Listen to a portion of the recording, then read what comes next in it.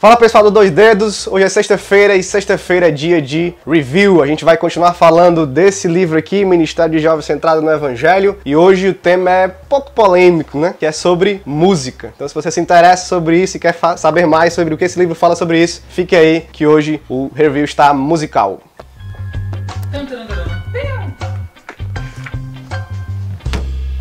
Tom Olson escreve o capítulo 10 deste livrinho falando sobre música, e o título já é muito sugestivo, é o canto que flui do Evangelho. Então aí você já tem uma noção do que ele pensa sobre música. Aquilo que a gente canta, que a gente toca no nosso Ministério de Jovens precisa fluir do Evangelho, ou em outras palavras, da palavra de Deus, da teologia, a saudável e bíblica de Deus. Ele faz uma abordagem primeiro mais teórica do canto, da música na igreja, e depois ele parte para algumas aplicações práticas de como melhorar o uso da música, de como usar a música no seu uso correto, digamos assim. Então, em primeiro lugar, ele vai dizer que o nosso canto precisa fluir do Evangelho, e a abordagem dele é de como escolher músicas, e aqui ele dá dicas bem básicas. O que eu quero ressaltar é que a música é escolhida de acordo com a teologia, com a doutrina bíblica, e não de acordo com os nossos desejos humanos, não com aquilo que está de acordo com a moda, com o que a banda tal está tocando agora, nem nada do tipo. Ele vai focalizar aqui que o canto flui do Evangelho, não da cultura, não do movimento pop, não das bandas evangélicas que tem por aí, mas da palavra de Deus. Esse é o nosso parâmetro musical dentro do Ministério de Jovens. Então, 4 pontos básicos que Tom Olson levanta aqui. O primeiro deles, Deus nos chamou para cantar. O segundo é que Deus fez do canto algo importante. O terceiro é que nós devemos cantar a palavra de Deus. E o quarto, e muito importante, é de que o canto, ou seja, a nossa voz, é o principal instrumento de louvor na adoração. Então, aqui você já tem uma noção de que a ideia dele é de que o foco é a voz da congregação, não o instrumento X, a bateria, a guitarra, ou só a voz do ministro de louvor, do cantor principal, mas a voz de toda a congregação, de todos os jovens podem cantar e serem ouvidos, onde nós podemos ouvir a igreja cantando e glorificando o nome de Deus através do louvor. Um dos principais argumentos dele no capítulo é de que o canto, a música no Ministério de Jovens e na igreja como um todo é uma ótima ferramenta de ensino. Ele vai dizer que o ensino não se limita só à pregação, mas também aqui na música é uma ótima oportunidade, principalmente de memorizar as verdades das Escrituras. A música tem esse poder de melhorar, digamos, a nossa compreensão da verdade ou a nossa memorização de algumas verdades, algumas passagens como refrões e a ajuda dos instrumentos. Então ele vai dar algumas considerações práticas de como nós devemos fazer isso na igreja e principalmente no Ministério de Jovens. A primeira dica, não poderia ser outra, logicamente, é o cuidado na hora da escolha das músicas.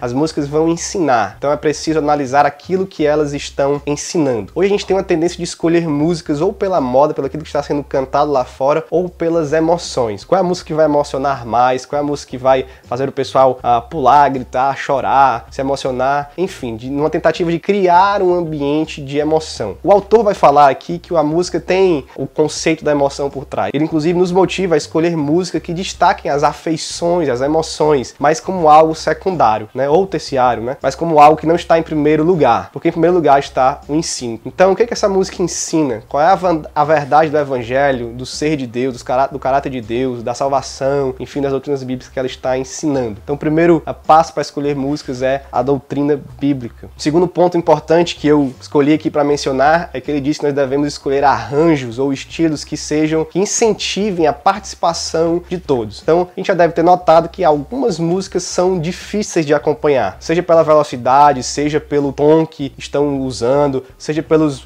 muitos solos que existem no meio da música, ou no começo ou no fim. A congregação tem dificuldade de acompanhar ou de cantar junto, com o ministro de louvor ou com a equipe de louvor. Então ele diz assim, escolham músicas em que a congregação conheça, que seja de fácil acompanhamento, seja de fácil, para que a gente cante de maneira fácil, para que todos possam cantar juntos, E aqui, desde o jovem aos mais novos, aos mais velhos, a quem estiver no culto. E um terceiro ponto importante aqui, dedicado aos jovens, é que ele pede para que nós usemos a variedade, não só um estilo de música, Não há um estilo canonizado, onde a gente só pode tocar esse tipo de música, a gente só pode tocar esse tipo de arranjo, nessa velocidade, ou instrumentos que sejam canonizados de nesse pode, esse não pode, tem que ser igual em todo canto, não. Mas que ele pede que nós usemos a variedade de estilos, de arranjos, de instrumentos, para que o louvor possa ser uma diversidade que adora a Deus junto com uma igreja, né? Então esse é um ponto muito importante que ele ressalta aqui. Não é aquela coisa fechada, igual em todo lugar, mas que há uma variedade que também glorifica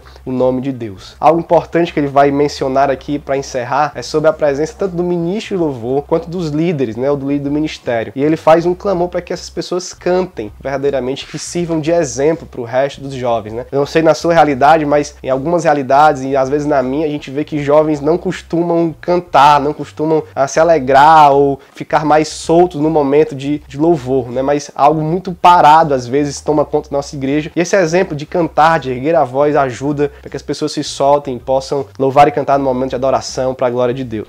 Então, em resumo, o que ele está falando aqui é de que a música serve para ensinar e por isso ela precisa fluir do evangelho. Ele não nega a área das afeições, das emoções, ele cita isso, mas não em primeiro lugar, e depois dá algumas dicas práticas de como escolher as músicas e de como se comportar no ministério durante o louvor. A gente tem visto que muita gente tem usado da música para atrair as pessoas, para criar certos climas, né, mas esse não é o ideal, nem o principal motivo de se usar a música no ministério de jovens. Ela serve para ensinar o evangelho, para colocar ele de uma maneira mais criativa, mais variada, a verdade do evangelho nas nossas mentes e nos nossos corações. E para finalizar, todos os jovens devem estar cantando e participando do louvor juntos. Essa é uma ideia também que ele destaca. Esse foi o nosso capítulo de hoje e eu espero que você tenha gostado. O link, mais uma vez, está aqui na descrição, aqui embaixo do vídeo. Acesse o site dos Dois Dedos, doisdedosdeteologia.com.br, para você ter mais informações, para você nos ajudar sendo nosso patrão, ter acesso a todos os conteúdos. E se você gostou, próxima sexta-feira tem mais review. Valeu, galera, até a próxima!